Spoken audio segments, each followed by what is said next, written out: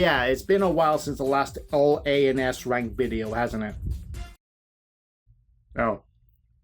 No, but since then, we've had Sonic Frontiers and some updates to that game, which were hit and miss.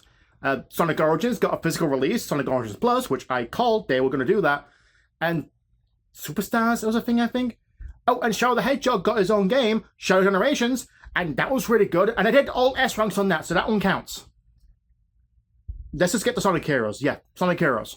Now, I originally reviewed Sonic Heroes back in the olden days of YouTube, and by that I mean 2011.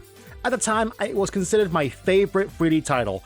Ignore him. Heroes is no longer my favorite title anymore, and time has not been kind to it. Okay, I'll admit Sonic Heroes is a lot better than what came after, and personally, I still like Sonic Heroes.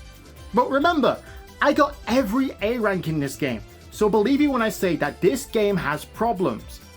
But that doesn't mean that it's a terrible game, far from it. In fact, it's one of the most unique games in the entire franchise.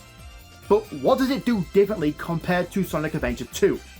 Well, this time the gimmick is teamwork. 4 teams in sets of 3. Team Sonic, Team Dark, Team Rose, and returning from the 32X Abyss, Team Chaotix minus Mighty. Each of the 3 team members use a specific trait: speed, power, and flight. Each trait has their own uses and formation for puzzle solving, combat, and traversing the stage. Speed is obviously the fastest formation, with homing attacks and a tornado attack.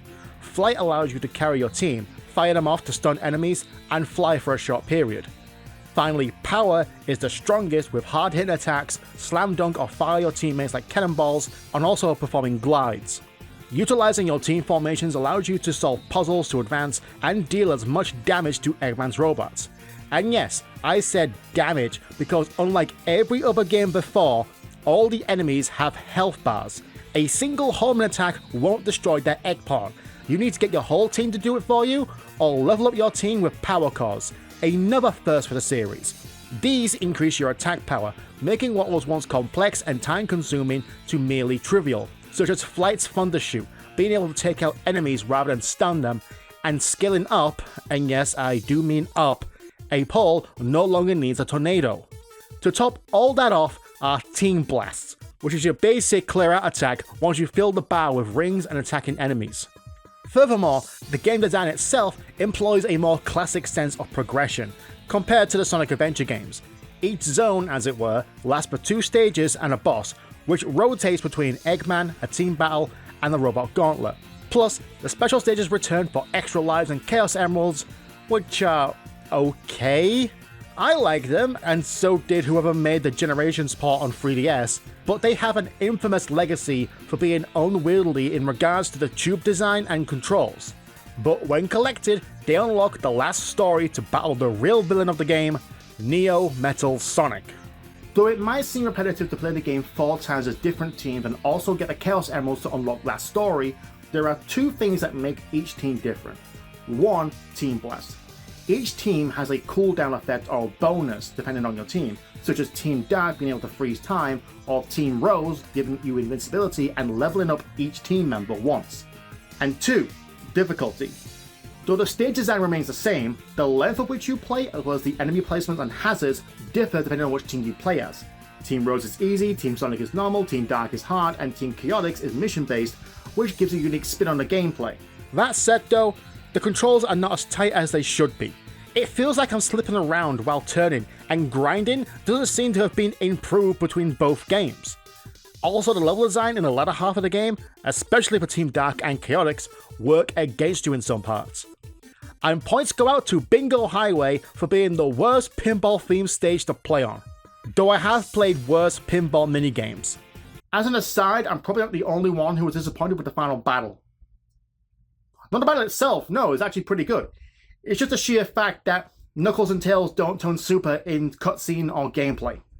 So with the main game out of the way, how do you gain those exclusive ranks this time, you might be wondering? The answer, not that much different from last time. Just get the highest score and the quickest time with the most rings in one go. Except this time there's a slight twist, as each team member has their own score based on how many robots or stage hazards you destroyed. But this score can be increased if you retain all 3 power cores for each member. though it's not much, it does change the way you strategize to make the most score possible for an easy A.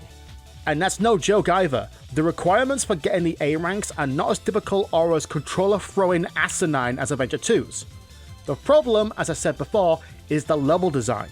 Plus, the ranks for boss fights this time round are time-based, so does that too. But it's not just 14 stages and 7 bosses repeated 4 times and the extra final boss, because all 14 stages for all 4 teams have an extra mission for you to complete as well. With Team Sonic, you have to finish a stage in a set amount of time, even though it still ranks you on score. Team Dark has you destroying a set number of robots. Team Rouge, you collect a set number of rings. And Team Chaotix is a harder mission to complete. So that's 14 times 4, then double it, then add on 7 times 4, then add 1 to make 141 A ranks. But there's only 120 emeralds in the game, how the hell does that work? And what's the grand prize for all A ranks? Super Hard Mode. Yup, your reward is to play the game again on the highest difficulty with Team Sonic. At least while collecting the emblems, it gives you more 2-player modes and stages. Not as far as battles, but I welcome it. Again, Sonic Heroes is the easiest Sonic game to get all A ranks on. But I still had some difficulty, and here are the top 7 that gave me the most trouble. Team battles. All of them. I'm just gonna say it. These boss battles are trash. Full stop. For starters, I can't be the only one who was a bit miffed at the fact that it was only 2 team battles per story. Team Sonic fights both Team Rose and Dark, but they don't fight Chaotix. Likewise, Dark doesn't fight Rose. I guess we could count our blessings that we only had 8 battles rather than 12. Also, it's pure luck whether or not you'll win within the time limit. Sometimes the AI will have an aneurysm and a well-timed attack will send them flying within 15 seconds. But most of the time, you're 5 minutes in, you still haven't knocked out any of their teammates, but they have somehow knocked out both of yours. So yeah, team battles. Fuck 'em. Frog Forest. Extra mission. Team Dark. One thing I hate about the Destroy Robot missions is that there's not many in the main stage. So you have to search every offshoot and corner to get that number up before warping to the start again. Frog Forest is that stage, and god damn it, it is a long and tedious stage. To be fair, I like this stage. It's on point with its flora gimmicks, and the music is both relaxing and lively. Destroying 100 robots as Team Dark, however, showcases how long these stages go on for, and to rub salt in the wound is how sparse the robots are. Coming to the end of the stage, I only had about halfway destroyed. So let's take it from the top, shall we? And because you just played through the stage, you get a little cocky and end up falling into the green abyss. Mystic Mansion, Extra Mission, Team Chaotix. Did you like extinguishing torches in the main stage? No? Well, too bad. Do it again, but this time, get all of them. Fetch quests in games are always a bore. They're more fun than escort quests, but that's not saying much. This is a constant throughout Team Chaotix's story. At least half the missions are fetch quests. Collect X amount of Y. Fair enough, but the extra missions require you to collect all of X. It's not just that you have to put out the blue flames. It's that you can only do it as Espio, who has the leaf swirl that also turns him invisible. And you have to do all of that while traversing one of the most intricate stages of the game with grindable webs, robot wizards, and after finding all but 4, realize they're reflected under your feet in the trippy room. What the hell? Bingo Highway, Extra Mission, Team Chaotix. Like I just said literally a minute ago, Team Chaotix extra missions require you to collect all of X. And this is rendered more difficult because in Bingo Highway, you're one bad button press away from falling to your doom. Not to mention having to replay the pinball sections over and over again because you keep missing that one damn VIP chip. Also, just for a laugh, let's throw a couple in the air. Yes, Charmy, please eat one. Choke. Bullet Station, Extra Mission, Team Chaotix, and god damn it, another bloody fetch quest! every complaint from the last two, but add in an easily missable path, a wall of boxes you would think to look for, and a bobsled section of which you will repeat multiple times just to make sure you didn't miss anything. Final Fortress Extra Mission Team Chaotix. First of all, yes, it's another bloody Chaotix mission. Second, how did this mission outdo Team Dark's on Final Fortress? Simple. Take everything I said about the last 3 missions and their arbitrary collectathon messes. Now try to do that while trying to survive against the strongest badniks of the game as quickly as possible. Furthermore, it only took me 2 attempts to A-rank Team Dark's missions on this stage, so either I'm not good or I'm just lucky. This took me double digits to A-rank, because you have to circle the stage to get to the upper path, and combine that with the heavy egg hammers, E2000s, and collapsing platforms. Mystic Mansion Extra Mission Team Sonic. I don't know what it is about this stage that makes it 10 times more difficult with a timer above your head. Maybe because it's one of the few stages in the entire game that requires you to stop and assess the area, find switches, and solve platforming puzzles. Yeah, Hang Castle was similar in that regard, but it was mostly straightforward. Mystic Mansion, however, wants you to take down egg hammers and swarms of egg pawns to advance.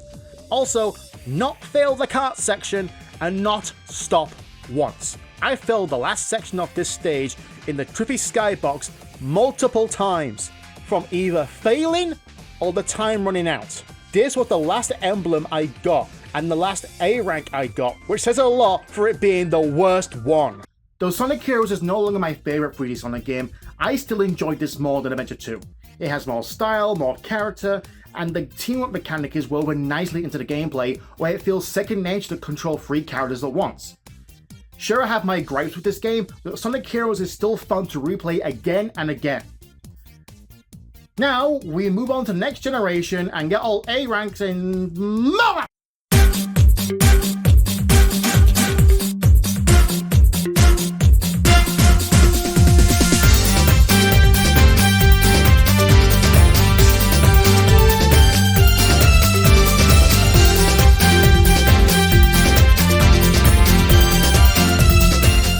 Sonic Heroes has more style, more character, and the